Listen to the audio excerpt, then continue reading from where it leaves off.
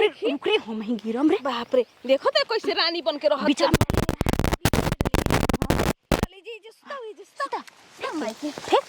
बाप रे बाप ठीक है कहत रे माई आए ई बता जान करे हैं फेंक देन जा तो ठीक न हो गेल रे मान के चल एगो हमार लइका बा एगो तू बारिश ई माई रही त हिस्सा ले ली ना तो तोरा के न मिली रे ए जे के घर दुआरा में हिस्सा ठीक कहत ई बतिया रे माई लेकिन का कहले भैया कौन जवाब देवे के हमनी के भाग गइल कोनो यार के लेके भाग गइल कोनो भता ठीक है के कहत ताड़ी हां लौकी थोड़े ना कुकुर से रही सन होने नोच बाप रे बाप ओइते के साथ देखत रे भैया कातना पहले अपना ओरे कब्जा कर लेले रहलिया आ भैया के हमनी के खिलाफ लागत है बतियावे कि तहनी के तहन लोग ढेर जबान चलत ताटे कैंची के तरह अरे तने करे मालूम ना रहल कि कैसे नाले पाला पड़ल बाटे जानत रहल है कि आही दादा आ गइल मनी बियाह करके त मर धन हमरे हो गइल हां माय भाषा हमरा ढेर मानी ढेर जानी चल इनकार के हम कहतनी अरे चले अरे मैबा आ जल्दी जल्दी के बढ़िया बंद कर रे बंद कर आई हो दादा ना केहू देखलस नहीं यही से ते एकदम में कर हां ज्यादा बढ़िया हो गेल रे चल गेल तो घर में से देखते कितना निमन लागत है घर हां तब का आई रे दादा कालिन कैसे हमर भाई के मोती मार देले रहल रे माई हमरा ना पसंद रे कहीं कैसे बियाह कर ए मैया लेकिन सुन ना हमरा के डर लागता रे पगल के करे ऐसे डरा के पकड़ोई भी कहां गांव सुन अब हमरा ससुर भेज देना अभी मान जो जाइए जल्दी से पहले बबुआ के फोन लगा फोनवा तो लगावेला भैया भी लगाइए देतनी लेकिन हमरा नैहरवा ससुर हमरा भेज दे रे मैया चुप रे मुंह बंद कर हेलो गोड़ लगतनी ओ भैया का कहिए भैया हमरा से कुछ नहीं के हम कहत लमाइए से तू ये बतियाला हेलो हां खुश रह बबुआ अरे हंसी ना त का करिए हमर बाबू रोई ना तो हंसी बताओ तो ऐसन बातें बा कि रोवती है कामन ची के हमनी के ओकरा के दुख देत रही जे घर में कितना बढ़िया से राखत रही जे जवन कहत रही तवन कहत का जाने कौने के लेके भाग गइल सिया ई का कहतनी यार सही कहतनी रे बबुआ ठीक कहतिया का करबो कर हम पहिले ही से ओकर लक्षण निक ना लागत रहा हमरा के बाकी हम कहत रही तो तू हमरा कहत रही ना माई तू चुप रह मत बोल दिन भर फोन से लगा रह देखा भैया तू कितने बड़ा ना था हमर भाई हड़ा तारा सामने के काहे के झूठ बोलल जी आए बतावा का दिन कोमना के तले के भाग गइलिया ये भैया जितना हो सके ना तो जल्दी घरे आवा तू हां ए हमर बाबू तू चिंता मत करी है जानला तू टेंशन तनकी मत ली है जाए तो दूसर बियाह होई दूसर ओकरो से निमन है तू आ जल्दी घरे आ हमर बाबू आव हां अरे बाप रे करे कुछ कहिए मत मुंह मत खोलिए ओकर से जनइए मत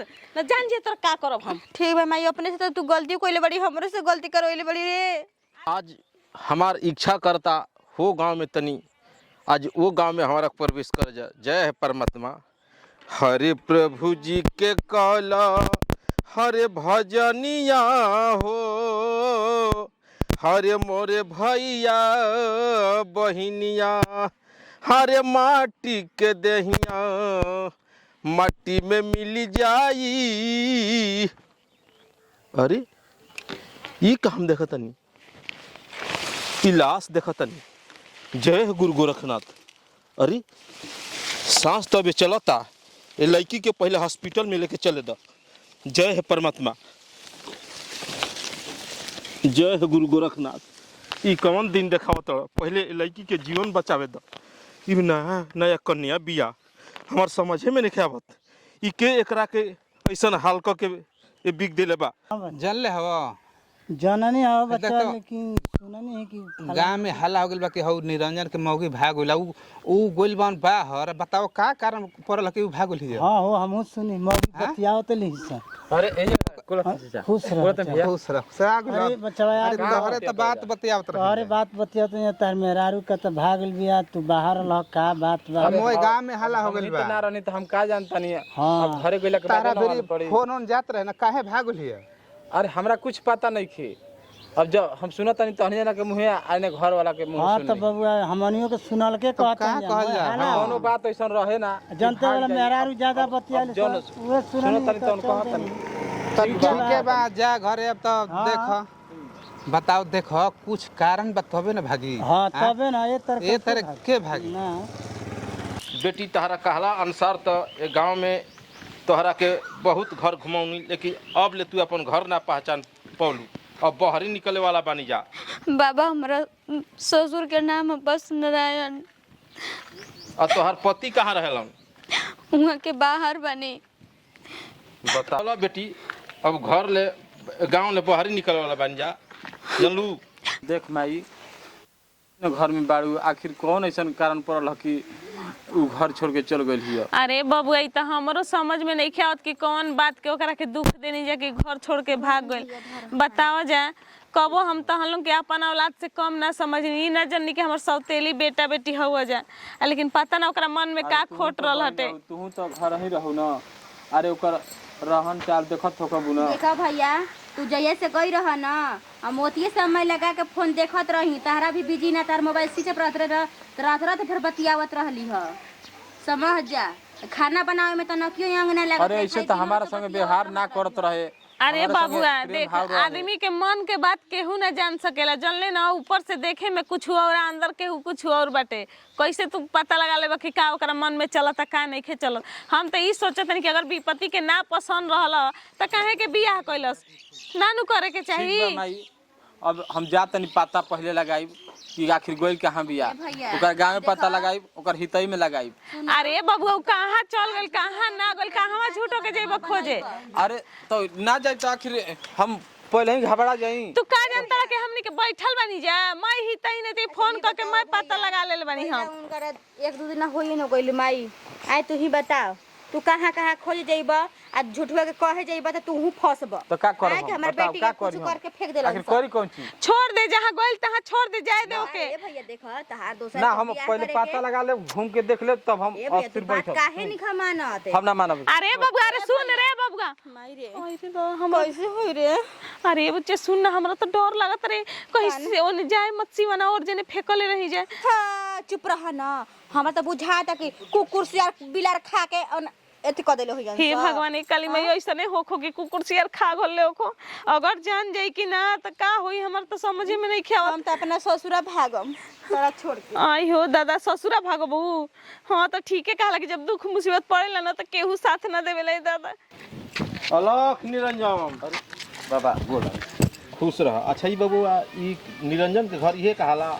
अरे हम ही निरंजन है। तोहरे निरंजन ना हो? अब हम कुछ दे नहीं खिपावत ई का है? कितना घबराइल बड़ा का है? अरे बाबा हम घबरा बनी, हमार मेहरारू के कहाँ भाग गइल बिया, परा गइल बिया। घर वाले कहत ऐसा माई और कि उ केनो के बिहा त बतियावत रहे, ऐसे लेके भाग गइल बिया ओकर संगे। अब वही कहती हम पता लगावे आई नहीं बाहर से, तो हम पता लगावे जाता नहीं बाबा। का कर? ठीक बा, का परेशान तू बनी। पहचान जीबो उनका के? अरे हमार पत्नी है तो काहे ना पहचानब? तू बेटी इनके के पहचाना तड़ू? अरे अरे तो केकरा संग गइल रहलू? आखिर हमरा से बतौलू काहे ना कि कोनो बात तो हम ई केहू संग गोइल नहीं की? ई क्या तार कहत मैभा महतारी इनकर जान मार के फेंक दिल रहे। कारा और माई रे से ना कर ले वहन। कमाई ऐसा काम कइले बिया, ई कैसे हम विश्वास करी? अंगना में झाड़ू लगावत रही, का जानी कब हमरा कपार पे कौन चीज से मली, जब बेहोश हो गई। और जब हमरा होश आइल तो हमरा के जोगी बाबा हॉस्पिटल में लेके भर्ती रह। का बाबा ई सत्य बा? सत्य बा तब इनका काज तारा ले मिलावा तनी, तारा घर दुआर इनका के लिया आवतनी हम। अच्छा बोलाओ अपना माई के, उ कहां बाड़ी? अभी हम बोलावत नहीं, तू तनकी घर के छुप जा, देखम जोगी बाबा उ कैसे सफाई दियसन। आओ बेटी। बुचियो कहां रे बबुआ? अरे जोगी बाबा प्रणाम। जोगी बाबा आइल बनी। अरे पापिन, तू क्यों ना मुंह से प्रणाम हमरा के करतड़ी? तू तो हत्यारन बड़ी तहनी के दुनु। तो आनी कहता हूं कि ये कैसे बोलते नहीं बाबा? केहू के ना बोले से पहले 100 बार सोचे के चाहिए, ठीक बा? अरे 100 बार आदमी के हम का बोलत का 100 बार सोची, तोहनी के तो दूसरा के घर उजाड़ देले बड़ी सन। ई का कहत होश में बानी हो रहा? हम होश में बानी, तोहनी के अपन ढूंढसन कि का तोहनी के गलती कइले बड़ी सन। तो आनी तो कहता हूं कि तोर मेहरानू भाग गइल, दूसरा से बतियावत ए रहे। भैया अच्छा ये बताव, हमनी पर विश्वास नहीं के, बहिन पर मतारी पर विश्वास नहीं के है, जोगी फकीर पर तरह के विश्वास बटे। हम विश्वास नहीं के तो हौ के तनी आवत है न हो। कहां से कि जोगी फकीर झूठ बोललन, तो जानी सच्चाई अपन बताओ तड़ू जा। ये कनिए कहाँ चल गए घर द्वार छोड़ के? चल गई रे। एक कहली कह के तो बस करी मम्मी जी, रवा के शर्म नाम के कोनो चीजें नहीं के। आज रवा अपन नस्ली रूप दिखा देनी कि सौतेली का कहाली जा। यही से आदमी सौतेली कहेला। हम तहनी खातिर छोड़ के गई रही। अरे बाबू झूठ बोलत है जौन भी बोलत तू है। बहिन है तू ना। काहे से झूठ बोलत रू हो बताव। ए साच के कमरा तो ना जानी तू जानी ओढ़ले बाबूजा माइट पे बेटी ना आई लड़की झूठ बोलत सच बोलत है सुना तो ठीक बा घर में हम ना रहब एकरा के हम लेके चल जेब तहनी के बढ़िया से रहिया से घर में। ऐसे मत कर। तो काहे खातिर ऐसा काम कइलू सन सच बताओ सकी सही कइले बा सकी ना। हाँ भैया ये बात सही बा। माये ने हमरा से काली करो हिलसिया। का की लालच कइली तू। अरे बाबू हम धन दौलत के लालच में पड़ गरनी। एकर माई बाबू कुछ ना देलस तय करके हमनी के हम सोचते हैं कि तो दूसरा जगह बियाह करो तो ढेर मिली धन दौलत। अरे रुपया का होई परिवार से बढ़ के रुपया बा धन दौलत रोज सबके लौकता।